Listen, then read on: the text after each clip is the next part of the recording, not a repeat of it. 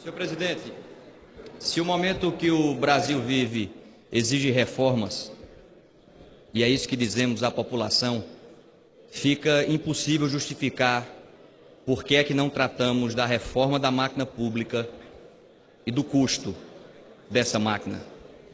Se o remédio é amargo, mas é preciso tomá-lo, fica difícil compreender por que é que o trabalhador rural tem que tomar esse remédio e o político não. Porque muitas vezes, senhor presidente, quando um filho está doente, o pai ou a mãe, antes de dar o remédio amargo ao filho, toma um pouco desse remédio para dizer que está junto e encorajar o filho a enfrentar a dificuldade. A diferença no nosso caso, nessa nossa insistência de não tratar da reforma da máquina pública, são duas. Primeiro é que o pai toma o remédio estando saudável. E a principal doença está aqui. Depois, é que não é o povo que tem que obedecer aos políticos. Somos nós, políticos, que precisamos obedecer ao povo. E aí a gente vai dando sinais à população que não vai ser tratado isso, da reforma da máquina pública, e a população não aceita mais. E aí a gente vai achando que o tempo que vai resolver e acalmar o país, e não vai acalmar. A gente precisa tratar de temas que beiram a obviedade da exigência da população para que a gente tenha uma resposta. Falar do auxílio moradia. Auxílio moradia, senhor presidente, deve existir para quem não tem onde morar. Auxílio alimentação deve existir para quem não tem o que comer. E a gente tem uma máquina pública inchada, agigantada, repleta de espaços como esses, e não vamos dizer que é só a classe política, vamos avançar no poder judiciário, vamos avançar em todos os espaços da máquina pública para acabar com essas distorções. Não dá mais para juiz no Brasil receber auxílio moradia. Está errado. Todos nós sabemos que está errado. Não, mas é uma compensação. A gente não está mais em tempo de ter compensação. Não cabe mais compensações. É preciso ter uma mudança radical em direção daquilo que é correto. Não adianta mais puxar um pouquinho para cá, um pouquinho para ali. Não dá mais. E é esse embate. E é o enfrentamento dessas distorções que talvez inicie um período de equilíbrio nesse país. Não dá para pedir equilíbrio à população quando a gente vive banhado em distorções da máquina pública.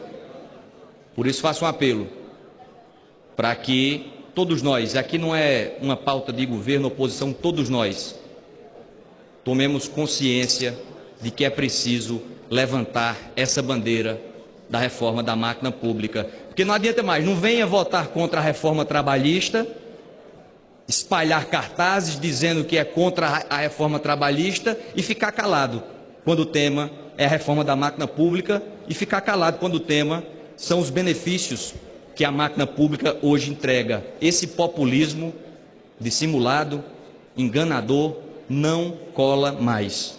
É preciso enfrentar essas obviedades. E isso traria um novo debate sobre o que deve ser o nosso Estado. O equipamento, o Estado, a máquina pública como um todo. Isso cabe correções que se multiplicam. Portanto, não dá mais para ficar achando que essa pauta não existe e que essa pauta não é prioritária.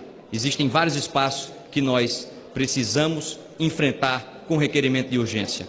Requerimento de urgência nisso, votação de urgência nisso, debate intensivo nisso. Parar 15 dias daqui para falar sobre a reforma da máquina pública, aí sim voltar a se reconectar com a população. Porque existem muitas distorções, sinais que a nossa sociedade precisa avançar. Um ministro do Supremo, com toda franqueza, um ministro do Supremo não precisa de alguém que puxe a sua cadeira para que ele se sente. Ah, mas é só um gesto. Isso não é só um gesto. Isso não é só um gesto. Isso é um símbolo de uma sociedade que ainda não avançou. Precisa que alguém puxe a cadeira, um sujeito que não tem condições de se locomover. Um tetraplégico, um paraplégico. Aí sim, mas um ministro do Supremo não. São esses sinais, é essa nova simbologia É essa nova linguagem que o povo brasileiro está sedento para que a gente traga para esta casa. E isso está cada vez mais óbvio. Isso está cada vez mais claro. E cada vez mais óbvio e claro que a população não vai se contentar com o tempo, o passar do tempo. As coisas não vão se acalmar enquanto a gente não compreender a quadra democrática que o país vive. Faça esse apelo para essa casa. E aproveito esse tempo final para falar desse destaque específico do Democratas. A Paraíba tem enormes dificuldades e merece um amparo do governo federal. Sei que o deputado Pedro Paulo, pelo esforço que fez e abertura no debate que teve, sensibilidade federativa que teve, sabe disso. Portanto, o que faz um paraibano votar nesta matéria, e voto com a convicção que existe uma federação que não pode ser simplesmente ignorada, mas o que faz um paraibano votar essa matéria são as contrapartidas. Não tem como dar um amparo para um Estado sem exigir contrapartidas e não dar amparo para um outro Estado que também precisa.